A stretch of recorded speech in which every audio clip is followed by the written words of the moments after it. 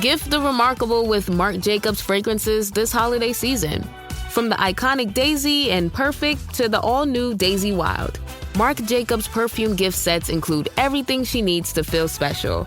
From her favorite fragrance, plus the matching travel spray, holiday gifts don't get much more perfect than this. So if you're looking for a gift inspiration these holidays, gift the remarkable with Marc Jacobs.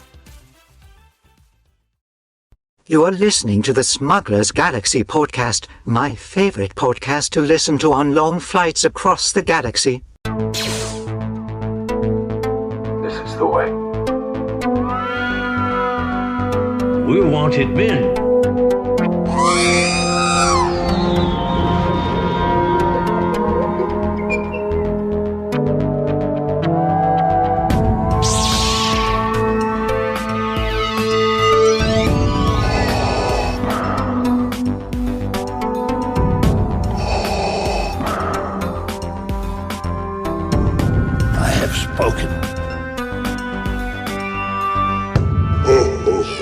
Larry. I love it when Jason messes with me right when I hit record. Welcome to the Smuggler's Galaxy podcast, your favorite Star Wars podcast for smugglers in the galaxy. I forgot what episode we're on. We're on episode 217. 217. Jason always has to correct me. I don't. Yeah. It's starting to sound like an old married couple. Shut up. I didn't do that. We've been doing this long enough, probably longer than most marriages nowadays, but yes. 2 years, 3 years? Yeah. Yeah, something like that. It's been like 3 or 4 years. I don't know. Pandemic. So yeah. Well, we're coming up on 4 years. So yeah. Jeez. But we got Mr. Barry Scott with us today. He's going to talk about, he's got a show coming up here in the next few weeks, right, Barry? Just over a month, yeah. Yeah. So we're going to talk about his experiences with starting a show and just the normal stuff Jason and I get into. Oh, Jason broke his headphones. So did you get them fixed, Jason? You've fixed them? Yeah. They're broken, but I fixed it. So it's better than my iPhone headphones that I was using where it sounded like everybody was in another room talking. Awesome. I see you put your shelf up too. You got your other set of shelves up. Wallpaper's up. Ooh. R2D2 wallpaper. That was. So if you ever go to Home Depot and you look up the Star Wars wallpaper, make sure that it's paper and not the vinyl peel and stick kind, because as you peel the sticker from the sheet, it stretches the vinyl. Oh. So then this is a bunch of like geometric R2D2 shapes. It's all lines. Right. So it got to the point where things didn't align because we stretched the paper. Oh, geez. And so there's places where we had to patch things and get creative, and there's like straight lines. So we had to cut straight lines and try to shift things up a little bit. So it's a pain in the butt. So I don't recommend that. Awesome. Something like that with I was putting shelves on my wall, which they're hidden because this office is a mess right now. But I found out my walls are not straight because I was going to put up multiple IKEA shelves next to each other. And they were so offset. I'm like, okay, we'll just put a little gap in there, and then you can't tell. Yeah, it's the same thing here because like it's straight lines and they're level, but when you look up at the top corner and you measure the one to the other corner, there's a gap, and it's fun times. Yeah, well, welcome to owning old houses, and they're not even that old. I mean, mine's like was built in the '80s, and it's the same thing where stuff just isn't plumb, and you're just bothers you. But yeah, anywho, and I think my basement, they rednecked it. They did it all themselves. So the people who owned it before me. So it's done really, really awesome. Even better. Anywho, did y'all get anything this week? Yeah, I'll go first. Sure. I stopped by Ross and they had the retro Fennec. Yeah. So I've got that now. And I think all I'm missing is the Chrysanthemum, Luke Skywalker, and Cad Bane. And I feel like Cad Bane's a popular character, so I might just have to like go on some website and just buy one to ensure that I get one. Yeah. You're talking the retro one. The retro one. My Entertainment Earth Cantina band showed up. So this one will be opened and put on the shelf, and then I think like this bottom shelf behind me, I'll put the cantina right there when it comes. Will it be big enough? Are you just Yeah, gonna? I might have to like split it so you see one half of the bar, and then there's the alcoves on the other side of the bar. I'll have to Yeah, get creative. cool. And then there's this person on Instagram that made home building that made a tarot deck, Uh-huh. but it was all Star Wars tarot. Interesting. So they just took the tarot deck and they just changed out the imagery to be Star Wars imagery, and then he started selling the original work Oh, to raise funds. So I picked up the Sun card, which is one of my. I guess I like the Sun card of tarot. Not that I'm into tarot or anything, but is it's it? C-3PO's head, which Uh-huh. is the sun, and then there's supposed to be a kid riding a horse on that tarot, the Sun tarot deck, but this is an Ewok riding the speeder bike. That's really cool. So it's the original art. I'll have to get it framed and put it up somewhere. But I thought it was pretty cool, so I was No, like, that's oh, awesome. I'll pick that one up. But that was about it for me for pickups this week. It's birthday week, so next week will be even crazier. Yes, it is. I forgot to intro with that. Is this birthday week? It's our birthday week. Yours is actually the right now. Well, when this releases, yours is on Tuesday, right? When it Yours is releases, yes, but that yes, might not be when people listen. right. But They yours might listen. releases. Go ahead. They might listen on your birthday. They might, which is Wednesday. So Jason's is the 5th and mine's the 6th. So yeah, and we still have to get together to celebrate birthdays because I think we started that tradition last year, getting together and celebrating together with everybody, with our wives. So, yeah, I haven't gotten anything. Well, as far as birthday, I haven't gotten anything yet, but I did pick up a on eBay because of my Bill and Ted fetish. I found a Commodore 64 Bill and Ted's Excellent Adventure game. And It's a I threw the floppy disk. guy a low bid on it, and he took it. So I'm the proud owner of a Commodore 64 with two floppy, like the big floppy disk. Yeah.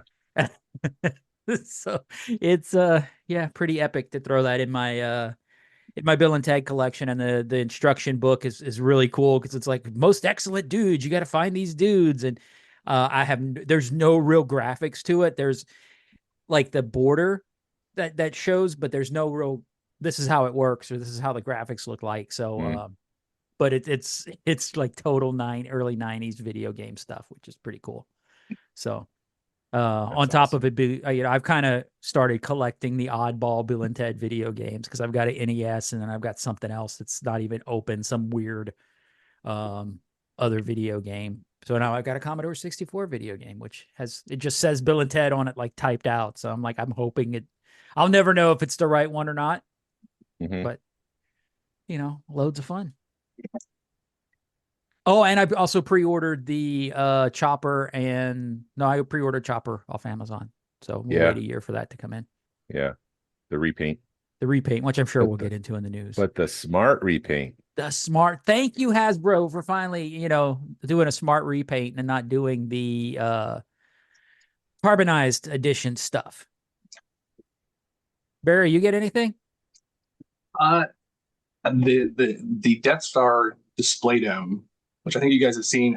It's in the other room. It's way too big. But basically, if you know what the Palatoy Death Star looks like, the cardboard version, it's a huge dome that basically goes over that to kind of protect it and display it. So I learned about that sometime last year in some random YouTube video, and I started messaging Ian like, when can I get one? When can I get one?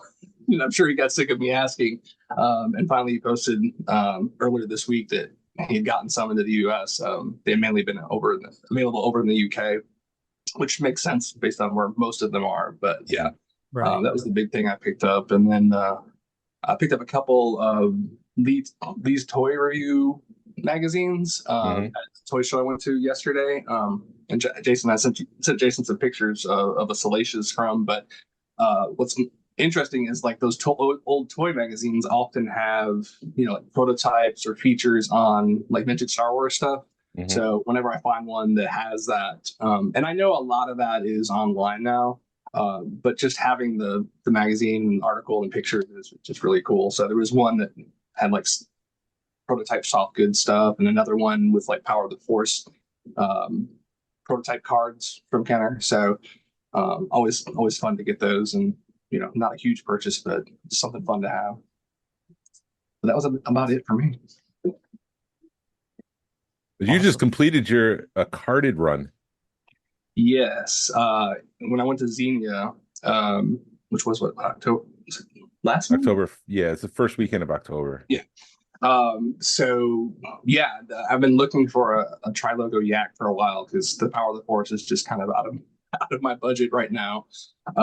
Looked and kept looking, and I saw Narayan there. As I told Narayan, I'm like, if you see one, let me know. And sure enough, he messaged me, and it ended up being at one of the buildings I had already was kind of done with. And it turns out the guy had gotten it in a trade, like after I'd walked past his booth. So when I got it, I didn't give a shout out to Narayan, but if it was not for Narayan catching that, I would have not picked that up. But yes, so I finished my carded run. I've got a few upgrades I want to do. Mostly, I just want debut card fronts, so Luke Farm Boy or Luke Original on a Star Wars card and all of that. So I've got a few that aren't like that, but otherwise, I've got all the Kenner stuff on card, including droids and Ewoks. I don't have a droids FET, but who does? You just need 10K for that, right? What's that? It's only like 10K, right? It's only like 10K. Yeah. Oh, does it come down from 20? Well, I think 10K is like maybe not a perfect one, but I mean, some of the higher end stuff has come down in the last couple of years. But yeah, I think I did see a droids FET in Xenia. It was like a AFA 40 or something, and it just said make offer, and I'm like, oh. It's that's out of the budget. I got 3/4. How's that for an offer? Yeah. Here's $500. It's like I was at a jewelry store yesterday, and they had a used Rolex, and I'm like, that's what, like 5,000-6,000. And they go, no, it's 30. I went, excuse me? Yeah, so on a used Rolex, 30K. But no, when you said tri-logo, my wife picked up a tri-logo FX7, I think it was, and off eBay, and whoever shipped it put painter's tape around the bubble. And as she's pulling the bubble off, she'd gotten home last night late because she was out with Shannon, Jason's wife. So I blame this a little bit, but not really. So as she's pulling the tape off and opening it, I hear a pop and then a shh, and the painter's tape pulled the bubble off as she's pulling. So I don't know if I told her, I said, you got to talk to eBay because that is, there's no way they should have put painter's tape. I mean, it was packaged great, but they put painter's tape over the bubble. Unless it was popped before they packaged it, and they put the painter's tape to make it feel like it was Mandy's fault. Right, maybe. But I told her she needs to contact eBay or contact the seller and be like, dude, she only paid like $100 for it, but I'm still like, yeah, it's not worth it once the bubble pops. It's probably worth $25 of that. Did they put it around the bubble? Or I haven't looked at it yet because it was late, and she was just like, I'm going to deal with it in the morning. And it's been a late, the weather is not the best here. It's been a really good sleeping in day. So I haven't looked at it yet. Plus it's supposed to be like 11 o'clock and it's 10. Yeah, there's some techniques online about specifically how to protect the bubble, and that does not include putting painter's tape. It's basically, there's a way to wrap the bubble in bubble wrap and then put a piece of cardboard around it. Basically, you entomb it. But yeah, painter's tape is not the way. If anyone's listening, right? If ever I ship, I don't like shipping men on cards, but I will do the cardboard around the bubble and trying to do it to where you're protecting that bubble as best you can. But yeah, I was just like, who the hell puts painter's tape around the bubble? Especially a tri-logo that's already probably fragile. Yeah. Well, when I picked up my yak in Xenia, CAS was there, and so I left it with them because I didn't want to mail it to them. They're still going to have to mail it back, but the bubble's not perfect. It's a tri-logo. So yeah, I'm like, yeah, here, you take it and you be responsible for it, and obviously insure on the way back. But yeah. Right. Well, and they have a bubble protector too. CAS does, right? Not for Tri Logos. I know they have it for like all of the Star Wars stuff, and they may have gotten into Empire, but those bubbles, especially after you get out of the like 12, 20 backs, like there's so many different ones. I don't know that they have them for all of them yet, and I'm pretty sure they haven't got to like Tri Logo or Power of the Force at this point.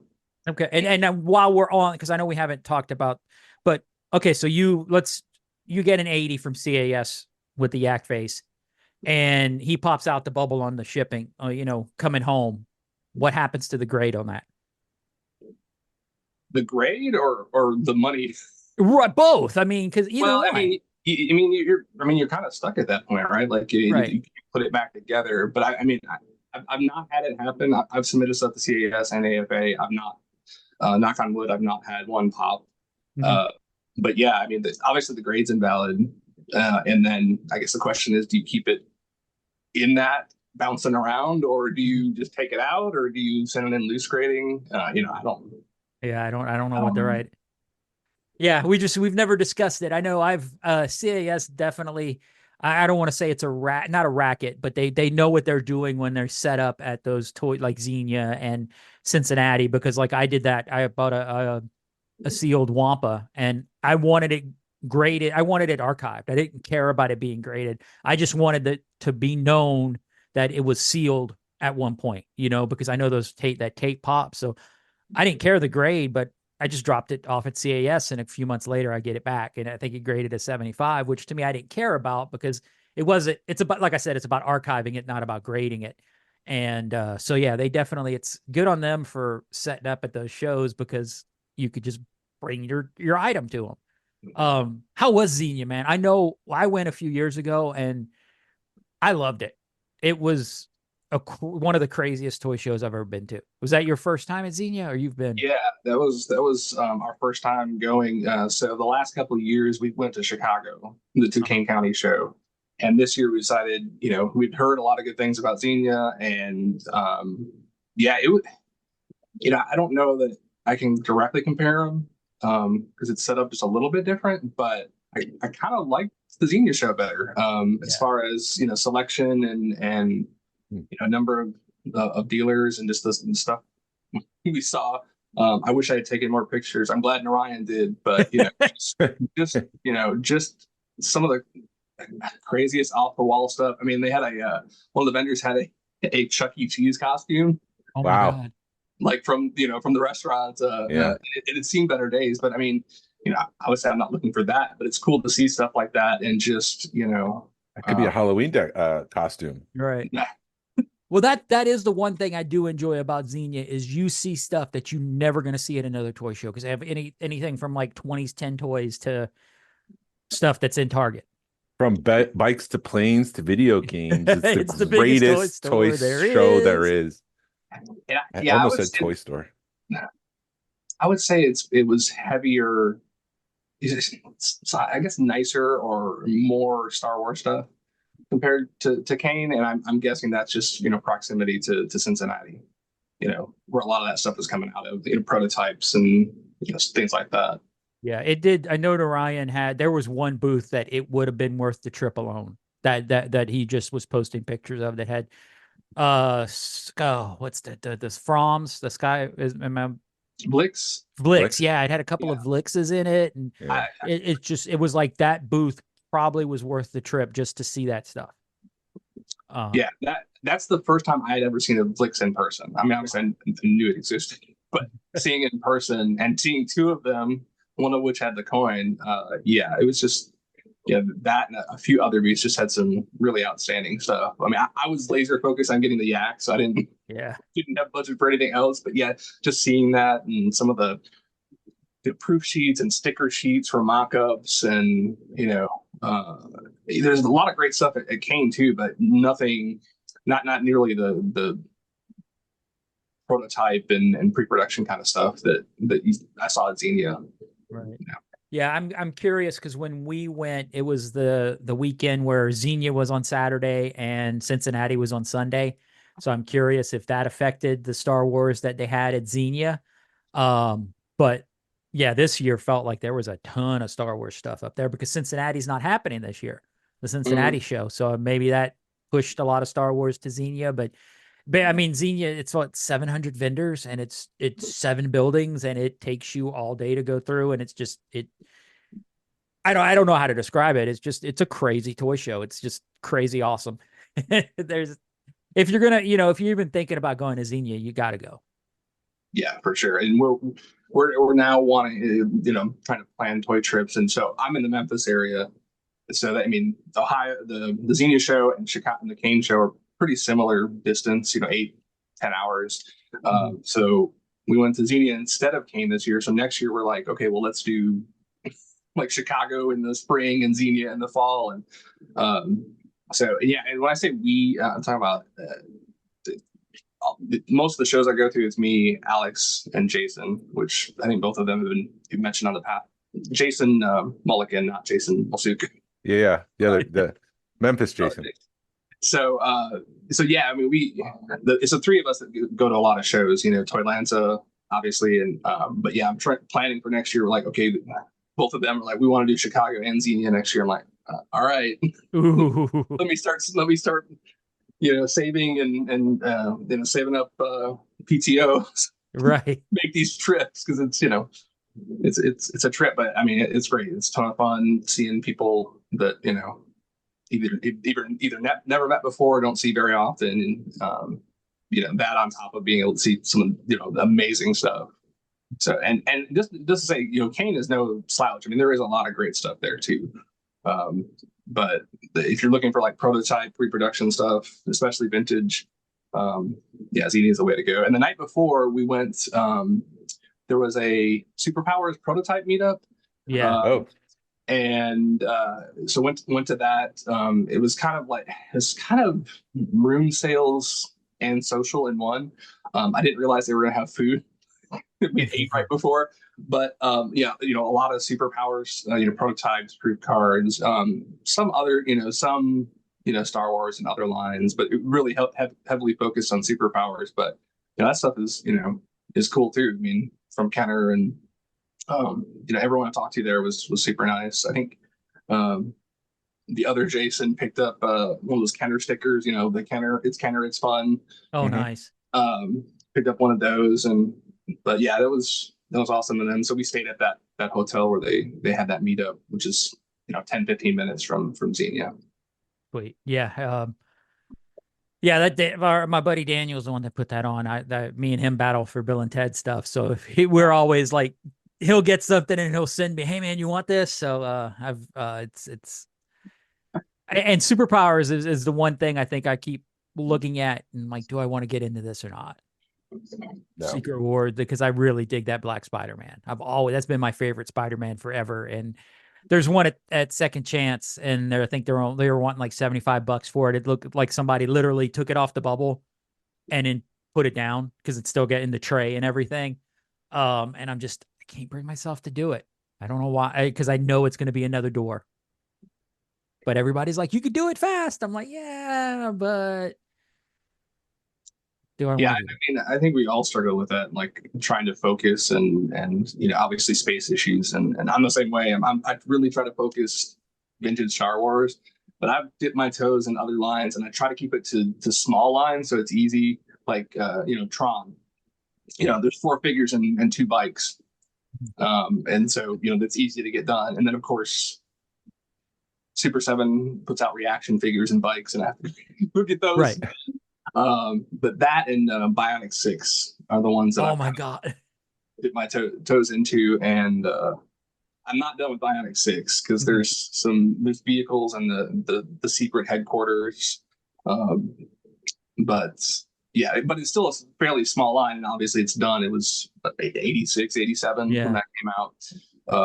But yeah, you especially go to some of these huge toy shows and see stuff you've never seen before, and it's just super cool, and you're like, yeah, if I do this, it's going to be a rabbit hole, and I'm, right, get out of it. So, yeah, I remember Bionic 6. That when I was a kid, that was a really cool cartoon back in the day, and those figures were cool because they're like a mix of plastic and die cast. Yeah, yes, they are. They're.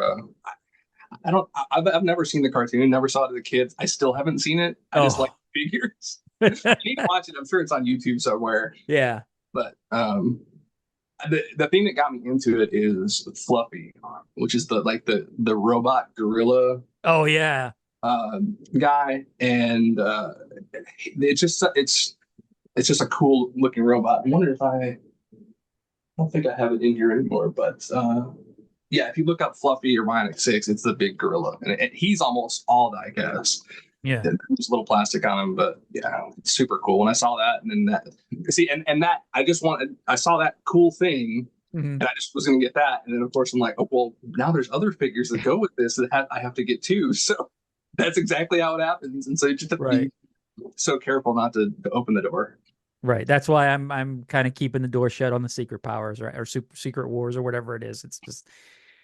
Yeah, because they're like, oh, there's only only a few that cost money. That's what the guys at Second Chance, and then it's just no, I can't do it. They're a toy store. They're trying to sell toys, and they're trying to sell it to you. You don't have to buy. Yeah, I know, but they badmouth me when I'm not on the episode. They say that I'm doing it wrong because I'm only collecting Star Wars. Yeah, that was a joke. I know it is, Jason. Didn't come off as a joke. And you look serious. Really bored right now, Jason. So start talking. Bored. No, I'm okay. Bored.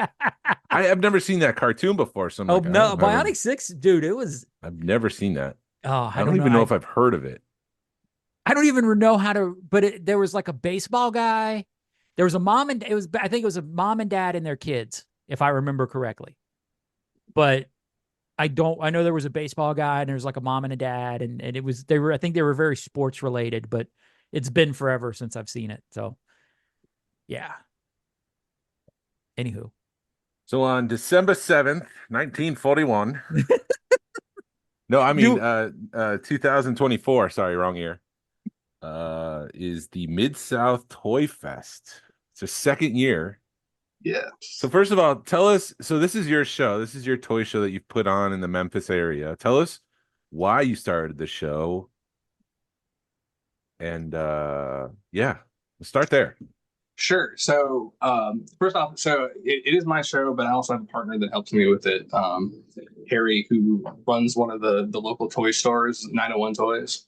And he had done some kind of shows before that, so it was really helpful in, learning more and how to set it up. But I'll start with the why. So, there are some shows in Memphis, one of which is the one I went to yesterday, which is a diecast and toy show. It's been going on. That's like 3 times a year. It's been going on for quite a while. It is very heavy diecast. So probably, depending on the show, 60 to 75% diecast. And if people don't know what I mean by diecast, that's Hot Wheels, Matchbox, that kind of stuff. Mm-hmm. So they have quite a few vendors, but it's very heavy diecast. And there have been some other people who've kind of tried to start up shows, outdoor ones, and then moving to indoor, and just didn't. I felt like they didn't promote them very well. Weren't very well attended. People didn't know about them. I was definitely rooting for them because I've been thinking about putting on a toy show for a while, and I'm like, well, if this takes off, then I don't have to do it. I can just go and enjoy it, right? Mm-hmm. So. Between that, and we also have the Memphis Comic Expo, which is like 2 weeks ago. But other than that, we don't have any we don't really have a toy focused show, or didn't have a toy focused show in Memphis. And I'm like, well, we're a big enough city to be able to do that. And we've got toy collector groups on Facebook, and I know a lot of the people around. I'm like, I think we can support a show, and people would like to have a show. It seemed like there was a want and need there. So I'm like, well, I'm going to do it. And, I will say, anyone considering starting one up, if you're doing it because you think you're going to make a bunch of money running a toy show, that's not why I'm doing it. And 2, that's not the reality of it, at least early on. But if it's something you want to create and do for the community, and I'm not saying it's completely selfless, hopefully at some point maybe I'll make a little money for all the work I put into it.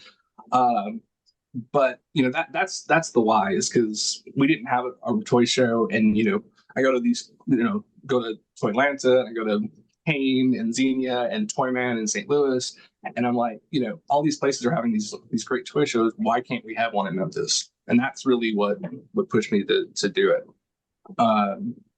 And I've been thinking about it for a long time. I really have made a point to get to know people in Memphis, the Memphis area.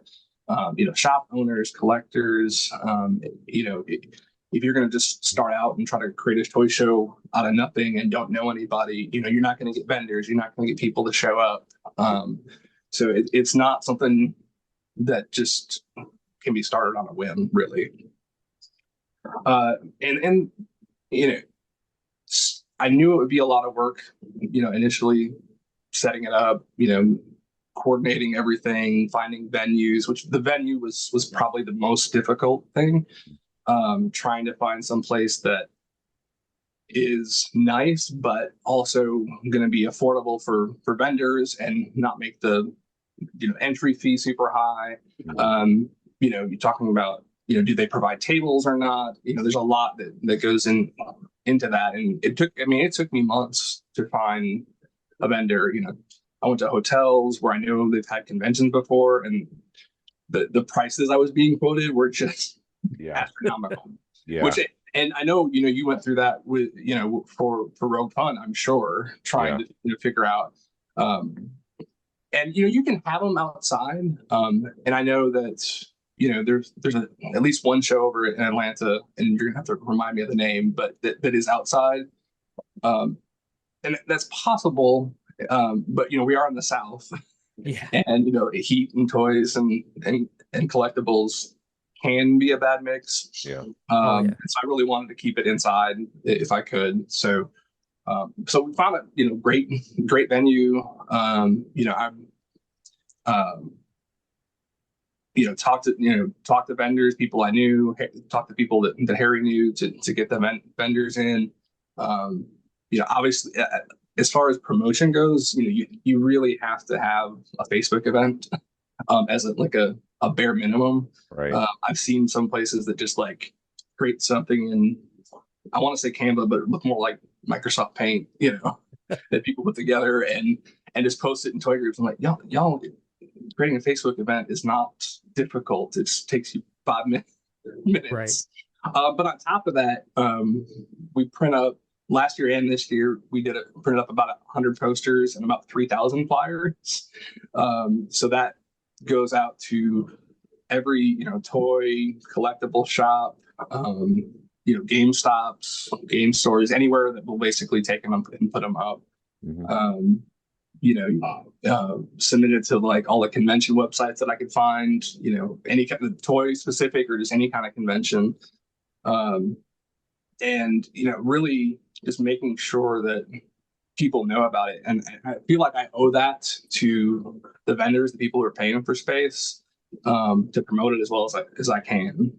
And this year, so this will be a kind of an exclusive for you, because I haven't publicly announced this, but we're going to do one of those digital billboards this year for a week leading up to the show. So on 240 in Memphis, it's one of the road that loops around Memphis. We're going to have a digital billboard, which they rotate ads.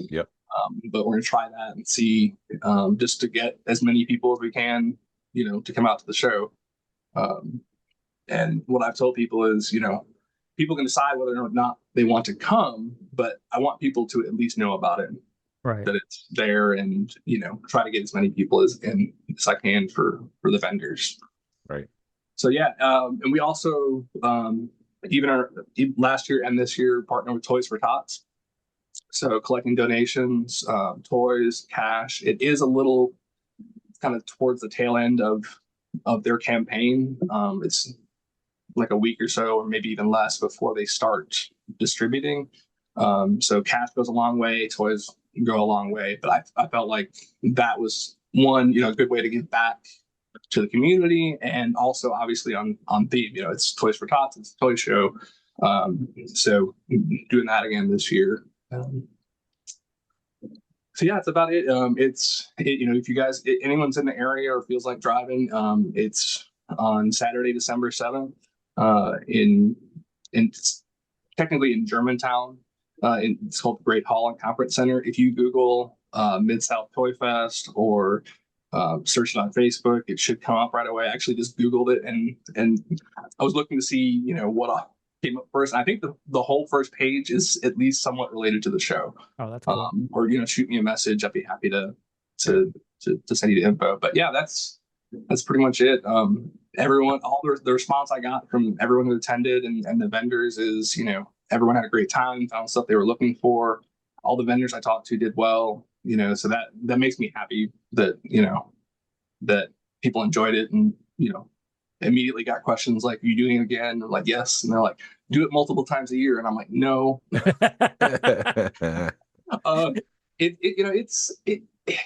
think it's just, rent a hall, sell vendor space, people show up, but there's just so much more to that. There's just so much more to it. And, I'm happy, if anyone's thinking of starting up, show and you have questions or, wondering, how to do something. I'm not going to plan it for you, but I'm oh, come on, Barry, let's go. Do it all the work, please. To share my experience. Because yeah, I mean, there's things that it went pretty well last year, but there's definitely things, you can improve every year. And that's what I think the biggest thing was taping down booths. We didn't do that last year. Mm-hmm. Our booths are 10 by 10, it's like this big open hall, and they set the event center, the Great Hall is great. I mean, they provide tables and chairs and they'll set that up.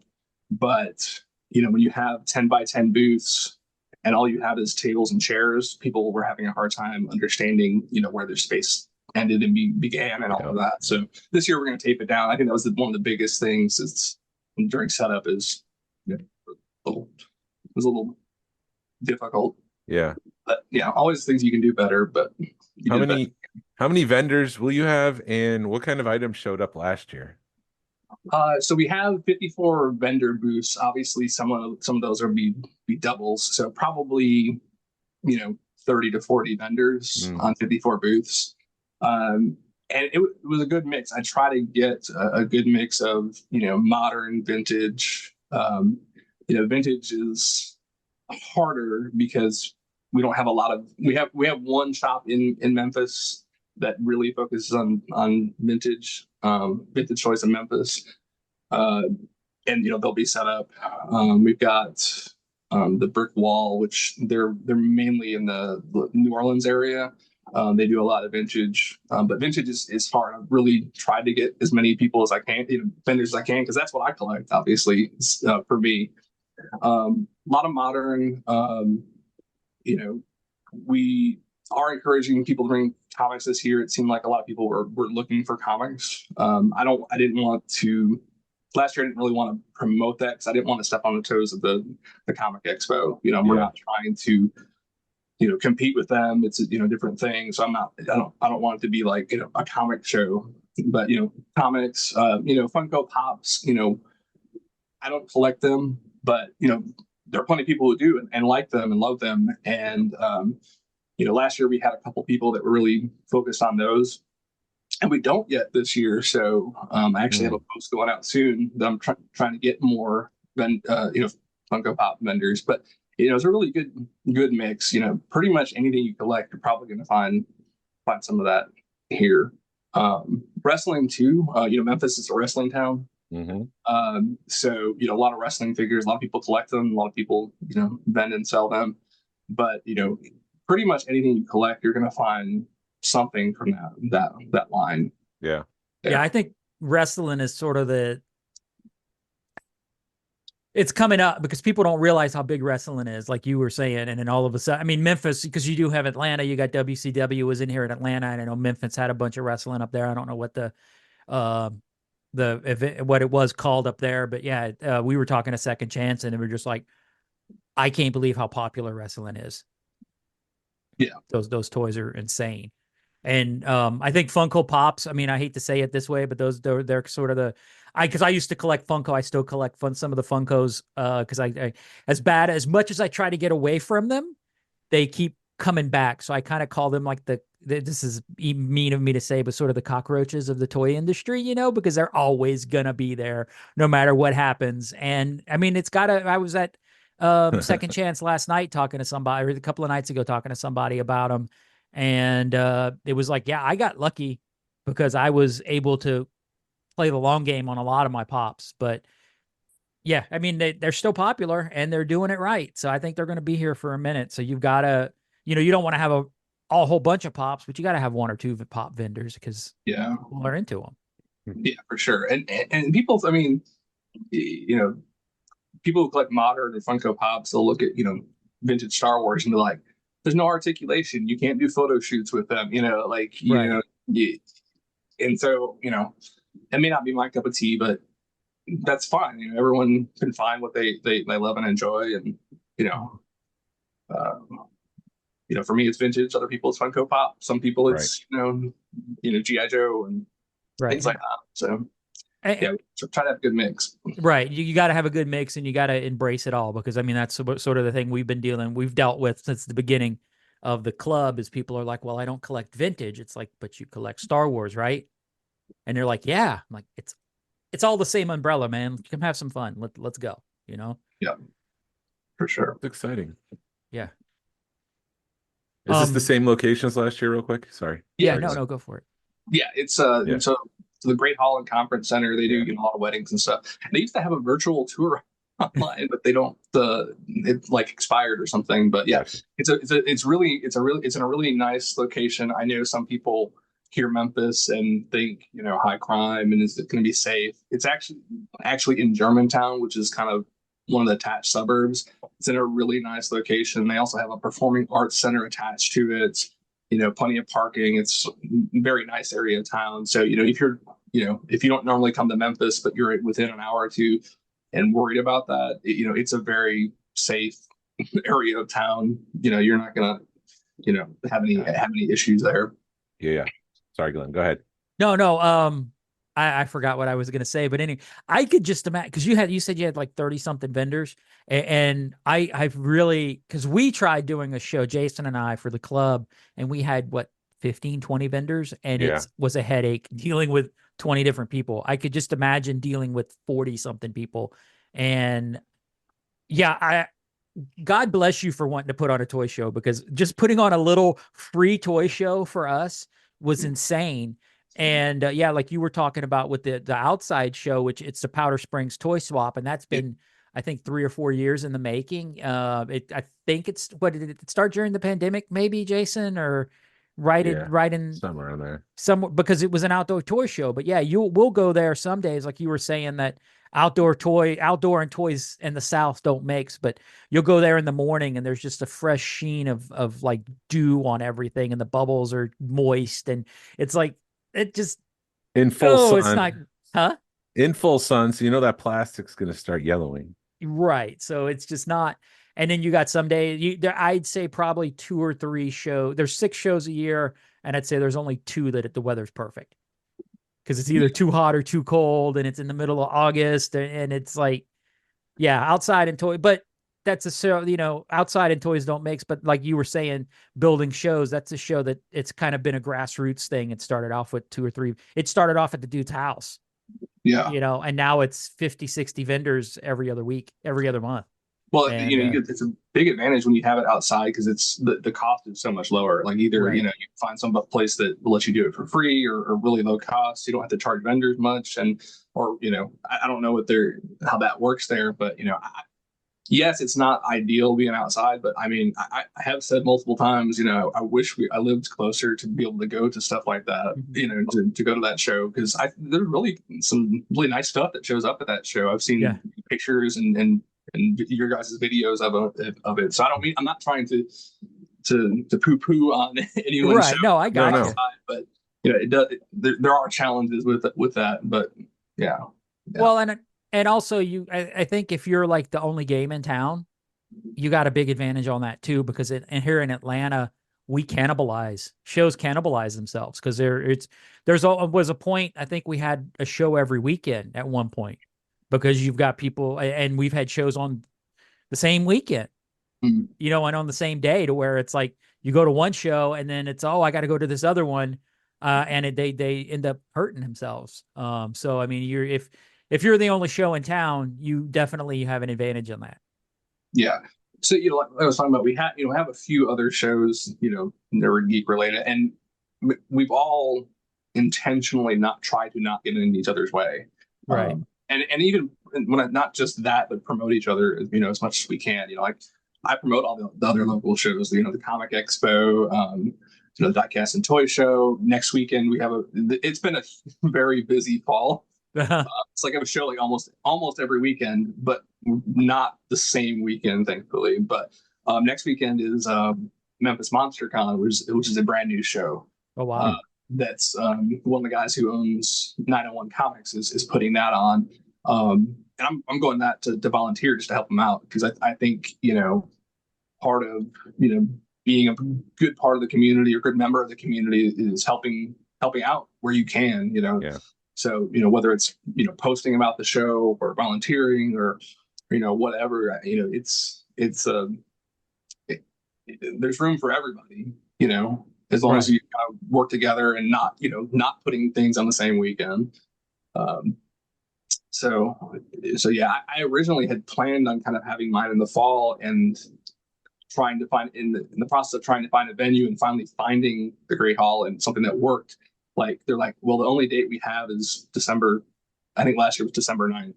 So I'm like, okay, well, I guess we're going to do an early December show now, which works out pretty good. This year it's kind of weird because Thanksgiving is the last weekend of November. Yeah, there's like no time. Yeah, so that my show is the weekend after. Last year it was 2 weeks after Thanksgiving, which would be better, but you can't. I don't want to be too close to Christmas, but I want to be far enough away where people have a little money to spend on themselves, but still looking, maybe for gifts for people. Right. But yeah, making sure that people, you're not on, obviously not on the same weekend, have a little bit of space. So, people can save up and have money to spend or even just time, to come out. Because, even if someone wants to come just look at stuff, I mean, I'm more than happy, that's great, because that sometimes, they'll look around, they might be big collectors, they'll look around and be like, oh, I had that as a kid. And then, that's the spark that gets somebody, into collecting and, bringing them joy and hopefully bringing them joy and not frustration. Because, we all have collecting frustrations. Yeah, we do. So, yeah. Yeah. It's very exciting. Sorry, go ahead. No. Do it, Jason. Talk. I don't have anything. Go. You don't have any. So what do you charge? See what happens? It's fun seeing it live, isn't it, Barry? Yeah. Just talk, so what do you charge? So like general admission just to get in the show, how much is it for somebody to get it? Hey, Harrison, what's up, buddy? Hi, Harrison. Anyway, how much do you charge to? Did I say Harrison? I didn't say Harrison. Did you not? I didn't say Harrison. I swear. I didn't say Harrison. He's a ghost. We're back to the spooky stuff. He heard a voice from the ethereal beyond say his name. Oh, you just embarrassed him on live Zoom call, Jason. Yeah. Anyway, the 200 people who listen to this are just going to be like, you're gonna have one less this week because I cannot stand the sound of my own voice. So I'm gonna try, but but back to what it's $5 to get in for general admission, and then we're doing early bird, which is $10. Nice. And it's just one day. It's not like a weekend thing, right? Yeah, it's one day. Yeah. Which there's pros and cons. So I wanted to start this up, but I wanted to start somewhat small. I know 50 vendors isn't small, but it's I didn't want to go rent out a convention center or anything like that and go super huge. If we the idea is to grow kind of organically. If we end up with people on the waiting list this year, we look at a bigger place next year or something like that. But just one day. So in the negative of that is you can't really get many out of town people because they need this. They basically have to set up in the morning, do the show, break down that night. Yeah. Versus bigger shows, especially ones that are like a couple of days. You have overnight setup, but then that also adds cost. Because you've got to rent it for an extra day and all of that. But yeah, so $5 general admission at 10, early bird at 9, which is $10. Last year we had a lot more early birds than I expected. I was expecting maybe 50, and we had 100. Wow. So, I was pleasantly surprised at that. Say something else and lost my train of thought. I guess that. How many attendees do you have? I mean, do you keep? We had about 550 last year. Wow. And that's paid attendees. So kids 12, I think 12. It's either it's 12 and under free. Mm-hmm. So we had a good number of kids too. Well, that's awesome. Yeah, I appreciate when shows do that, where like 12 and under you get in for free. Because it encourages people to bring their families, because there's nothing worse than you spend $50 to get in a show and that eats into your budget. Right. Do the kids need to bring their birth certificate to prove that they're 12? Because he can make Harrison look 12 if he has to. Just very trusting of I'm 11 years old, dude. Yeah. Well, it was great because one of the places I went to like 13 stores yesterday with posters and flyers. And one of the places, I was giving them, and they're like, "Is this kid friendly?" And I said, "Yes, absolutely." And kids at 12 and under are free. She's like, "Well, I got 3 kids." I'm like, "Well, bring them down." Right.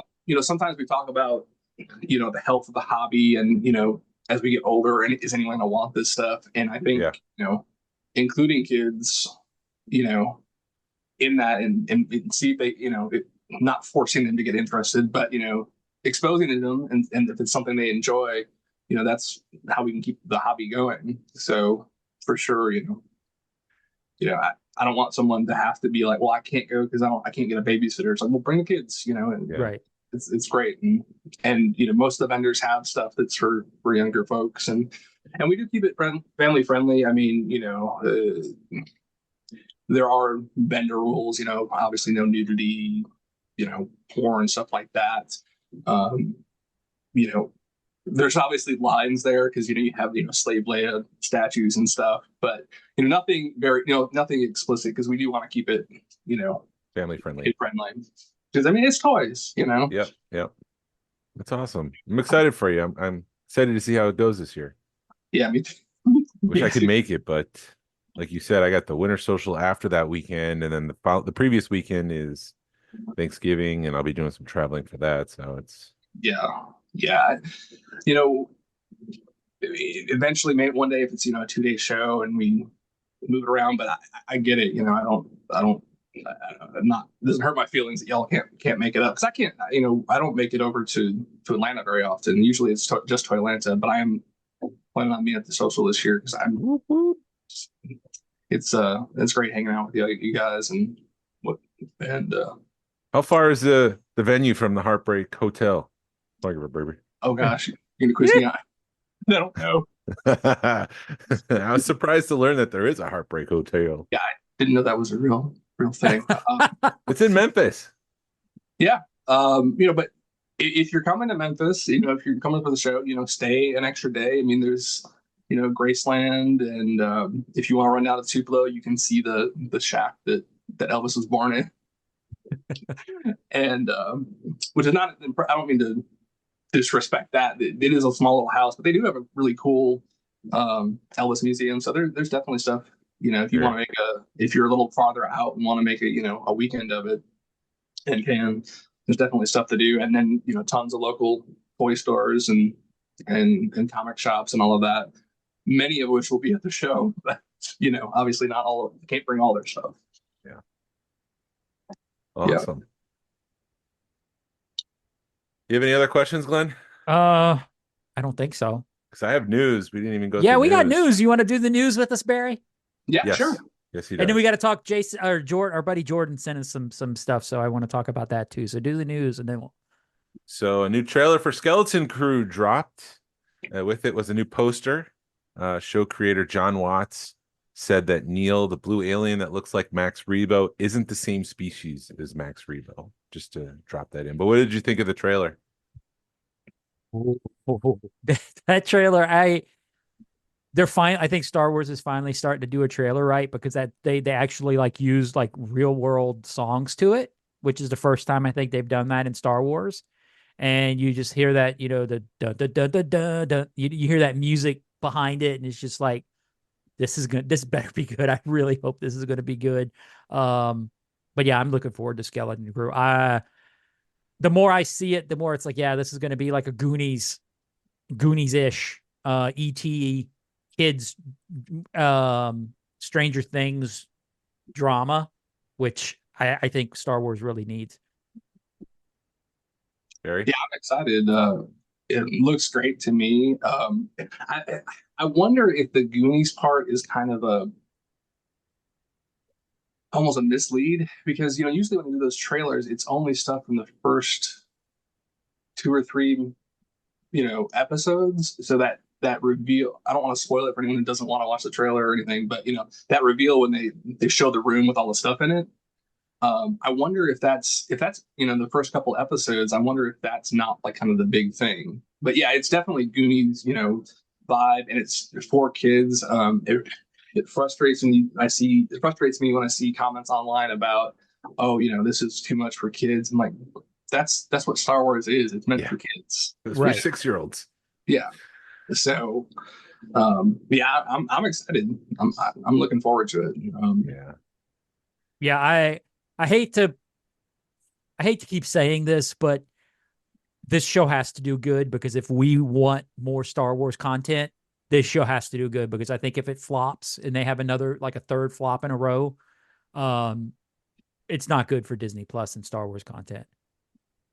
And I think this is the first like unsolicited time that my wife's been like, I need to watch that, because like with Ahsoka and everything that's come out, I've been so hyped up about it. I'm like, I got to watch this. So she's watched it because I've watched it, but this is the first one that she's been like, I want to see that.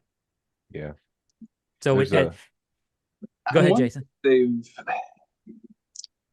I wonder about the whole strategy, because Star Wars was typically movies up until kind of Mandalorian, really, right? And they've kind of gotten away from that. And you look at Marvel, where like the big stakes stuff happens in the movies, and then you've got these TV shows which have stakes and are interesting, but it's not like the events, Mm-hmm. And so I wonder if maybe Star Wars needs to get back to that. The movies are the high stakes, big things, and the shows, well, great, but aren't how they're pushing the story forward so much.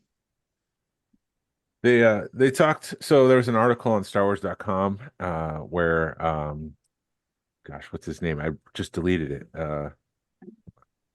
Command Z.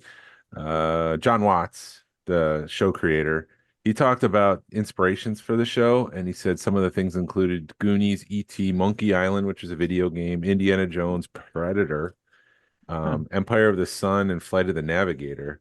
And then he said, you're trying to do what George Lucas did, and he was trying to make Flash Gordon or a Kurosawa film, which I think is what JJ did wrong. Was he was trying to make a Star Wars film, and he didn't go back to the things that inspired him to get into filmmaking and then make a Star Wars film based on that stuff. It's not, you can't copy a Star Wars film. You have to copy something else or be inspired for something else. And like the Phantom Menace was not the Phantom Menace wasn't inspired from Star Wars. Like Ben-Hur was the inspiration for the pod racer scene. So I think they're doing it right. I think they've got the right angle by showing all that stuff.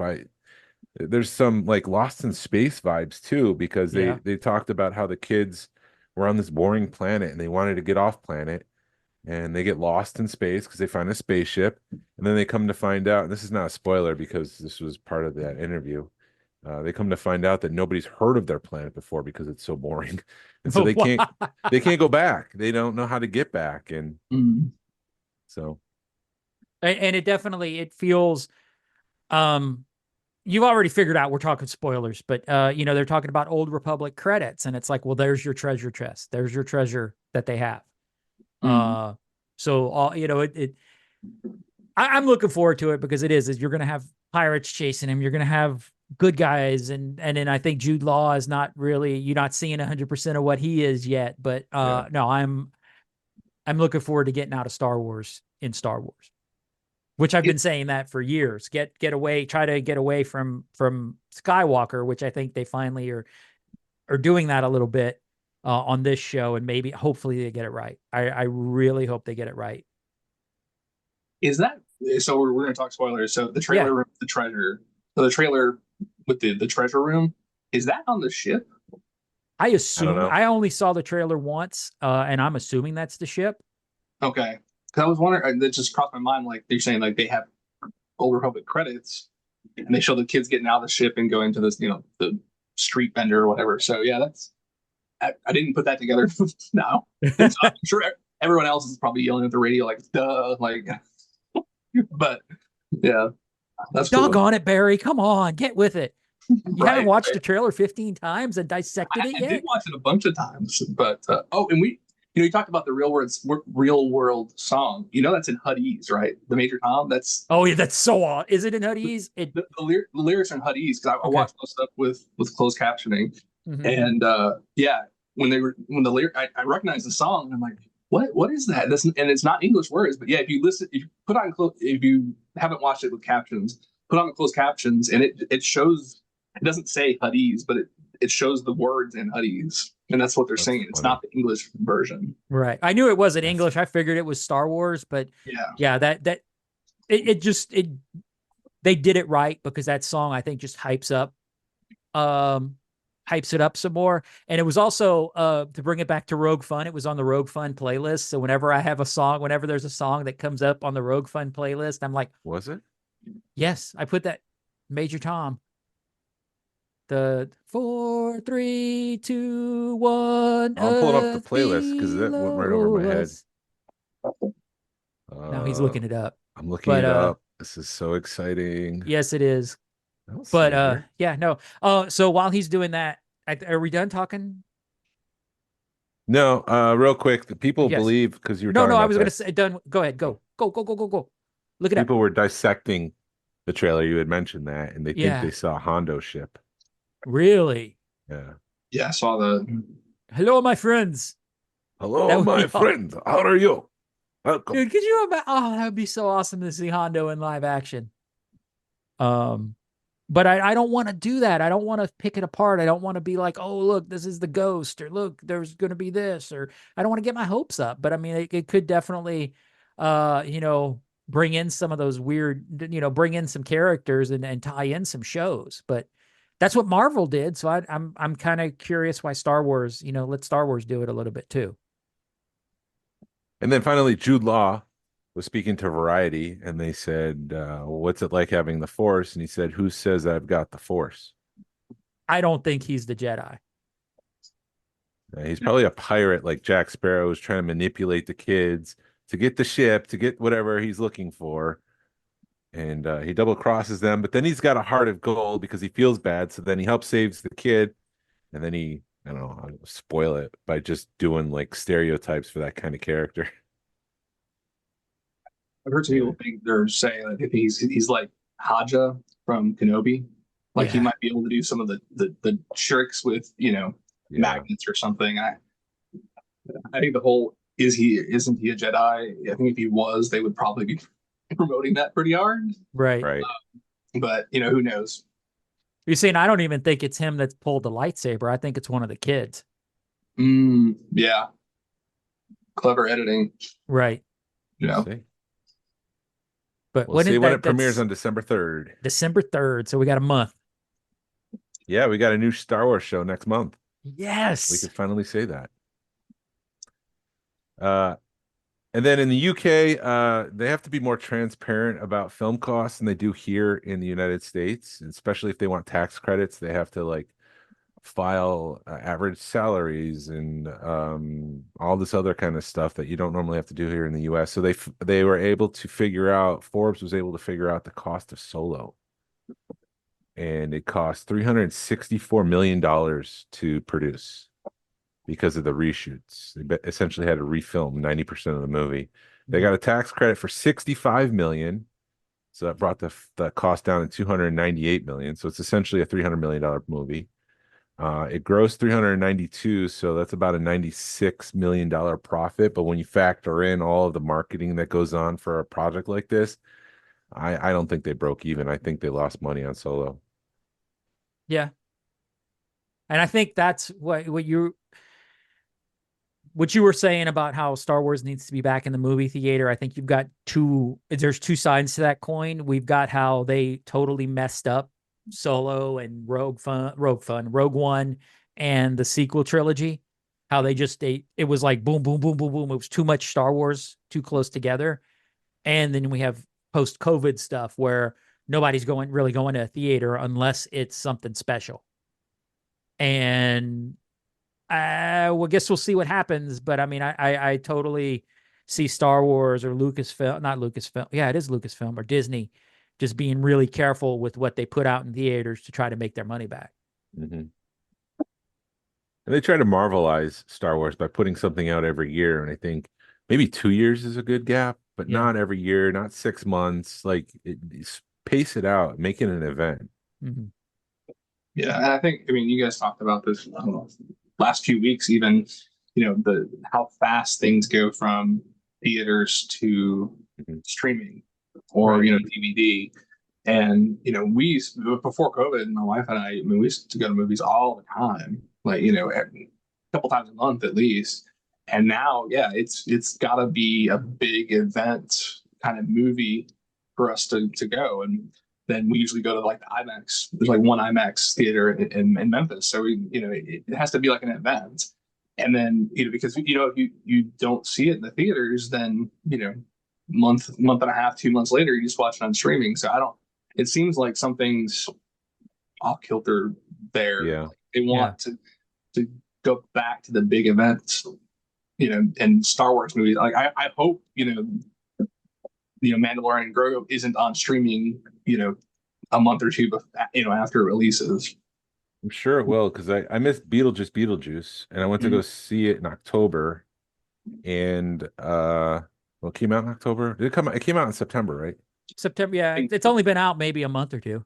Yeah, so I went to go see it, and then I started looking up showtimes, and then it came out that it comes out like in November on digital, and later in November it comes out on DVD, and I'm like, it's just cheaper for me to wait and buy the DVD and get the digital copy than it is to go to the theater and spend $50 on my whole family on a Tuesday night when they do a $5 or $6 deal at the movie tavern. So like it just condensed everything to 3 months there. Right. So if you didn't know, if let's say for Beetlejuice in your example, like if you knew that if you didn't watch it in theaters, you wouldn't be able to see it on digital or DVD for a year, like next Halloween. Yeah. Would you have then gone to the theater? 100%. Yeah. But why bother if I can just wait a couple of weeks and get it? Right. Yeah. I think even 6-8 months, because I think that was a normal cycle, but also it feels like, okay, this movie's not making any more money. Let's put a new movie in it. You also had you had like 2-3 months to see something in a theater. We don't have that anymore. Yeah. Because it feels like after a month it's pulled because it's going to be on streaming in 2 months. Yeah. But plus it also, I mean, I know this frustrates Jason when I talk about it, but it's like when streaming, it's $20 to rent it on streaming. It's like at that point, I'll just wait for Disney Plus because, or I don't know. I don't know why that's frustrating for me. Well, no, you're frustrated because when people would look at you and go, I'm not trying to rent the movie. I don't want to buy it. I just want to watch it. It's more theater being in a theater versus streaming. But yeah, it just feels like you're paying $50 to go see it in the theater, then $20 to see it at home a month later. And then if you wait another month, you can get it for free on Disney Plus or whatever streaming service that it's on. But yeah, I do, because we did the same thing with Beetlejuice, where it's like, oh, let's go see it. Mandy, my wife, was all excited about it. And a couple of weeks go by and then you lose interest and then it's gone from the theater. And the weird thing about streaming now is they count everything by minutes. So Inside Out 2 dropped and Disney was promoting it as like there was 118 million minutes watched. And it's like, well, does that mean a bunch of families watched 20 minutes and dipped out? But you called that 20 minutes? Right. Because that's what I did. I watched it for 20 minutes and then I had to go to bed and I haven't gone back to it yet. And it's not that I didn't like the movie. It's just life is so busy and there's so much to watch. But Disney counted that as 20 minutes of that 118 million minutes. It wasn't how many times people watched the movie. Yeah. we used to be real big on buying, physical copies, Blu-ray, 4K. Yeah. And we've kind of gotten away from it. And I mean, they don't put out DVDs and 4Ks for everything anymore. And then you have stores not carrying them anymore. Yeah. Best Buy doesn't carry DVDs anymore. Even online, which I found out I didn't realize until like this week. But then some of the prices on that stuff, like I wanted to get the Wolverine and Deadpool Steelbook. Yeah. The 4K, $65. Wow. I was like, no, I guess I'll just wait for streaming. Because wasn't Ahsoka and Mando season 3? They're coming to 4K, and they're what, $75? But that's a full season of a show. Yeah, I need to look at that. And I wish I would have bought Mando season 1 and 2 on Steelbook when they were out.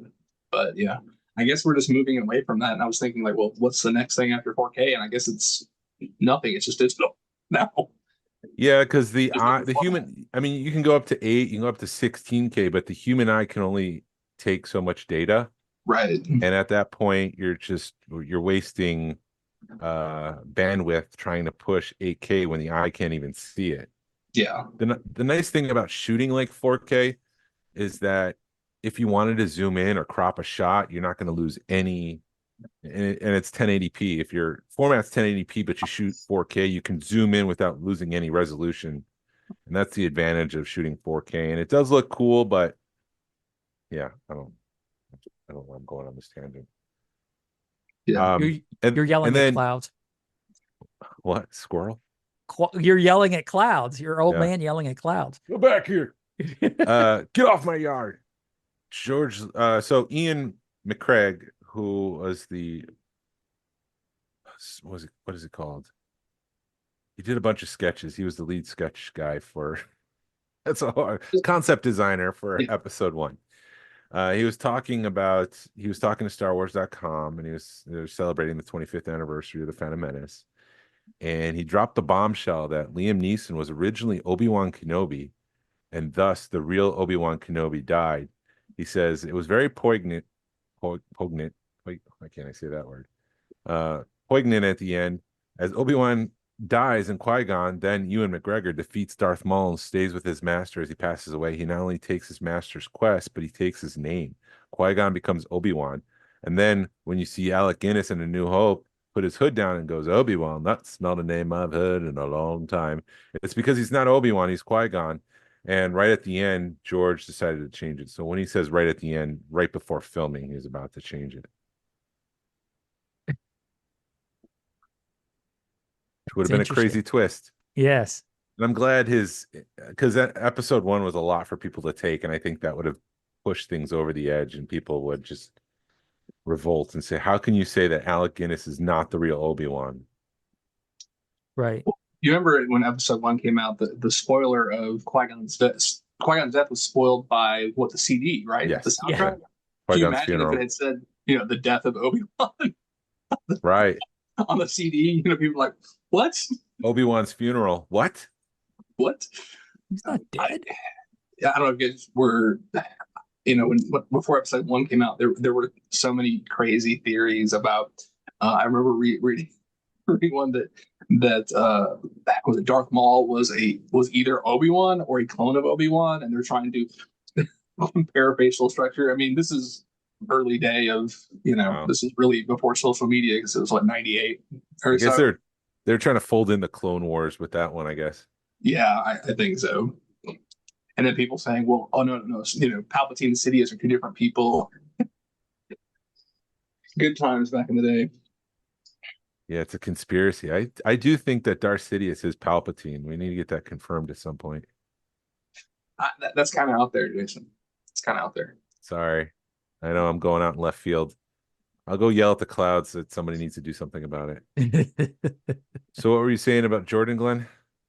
Oh, so he said something about you don't care about him anymore? No, I don't like Jordan anymore. He's such a jerk. Anywho, no, he had messaged us because he was listening to the last podcast where I couldn't remember what I was trying to say about my Bill and Ted collection, and he said the word is archiving. You're archiving a Bill and Ted collection? Yeah, I feel like it's my job, my call in life to archive all that stuff. It's your duty. It's my duty now. I thought the word you were looking for was curate. That may be it. Curate, archive. Yeah. Curate maybe a little bit more what I think they're the same word, just different sides of the coin. But yes, curate's more what I was looking for. But see, look, curate is when I was yelling at my phone. I love that. It's like, people, because I've talked to people who have podcasts. We've got our buddy Ted, who does Force, of course. And I've talked to him and I've messaged him and I'm like, you don't know the amount of times I go to pick up my phone to call you. And then I'm like, oh, I'm listening to a podcast. Like you do the radio, like old school radio, you'd call it to be put on the radio to yell at him. Poor Glenn is like, I'm going to talk to someone. Oh, it's a podcast. I can't talk to anybody. It's like, I need to call Ted and, oh, wait a minute. It's a podcast. It's already been recorded. It's a podcast he probably recorded 3 weeks ago, and you call him and you'd be like, it's, I don't know. I can't think of something right now, but it's a detail. It's a detail. And he'll be like, what are you talking about? He would be like, dude, I'm sleeping. What? Like, what's a deep thing from Rebels? Oh, geez. Something people usually get wrong. I don't know. No, I can't think off the top of my head, but yes. That makes two of us. Right. I'm not very good at thinking on top, stuff like that. That's what she said. Hey. Anyways, anything else? That, and he said Transformers. They also do pipeline reveals for Transformers. Hasbro. Okay. All right. I stand corrected. Thanks for fact checking me. And thanks for fat shaming me. Fat shaming you? You look like you've been losing weight, dude. I'm yelling at Jordan. Okay. He's not. I'm just joking. Yeah, I mean, okay, cool. Yeah. They pipeline things for Transformers. I don't pay attention to Transformers, so who would? They could have been doing it before Star Wars for all I know. Right. But yeah, so and that Chopper's coming. They repainted Chopper to look like the Imperial Chopper. They released that this week. It was like a Mexican or a Spanish, some sort of Spanish Comic-Con, and they revealed that's coming. Right. And it's about time they get smart with doing an actual good repaint. So yay, Hasbro. Anything else? Barry, plug your show one more time. Yeah, so Midsouth Toy Fest, it is in Memphis, Tennessee on December 7th from 9 to 4 a.m. You can either search on Facebook or on Google Midsouth Toy Fest, and it'll be the first thing that comes up. And if you can't find it, just send me a message on Facebook, or you can email Midsouth Toy Fest if you're Gen X or before and still use email. But yeah, come out. We'd love to have you, and it'll be a great time. Is the Midsouth Toy Fest brat? Is it what now? Brat? Brats? Oh my gosh. It's the young hip thing. Like all the kids in the car be like, oh my God, did he just say that? But you were talking about generations, so I was trying to relate it. So you could just say, yeah, it's brat.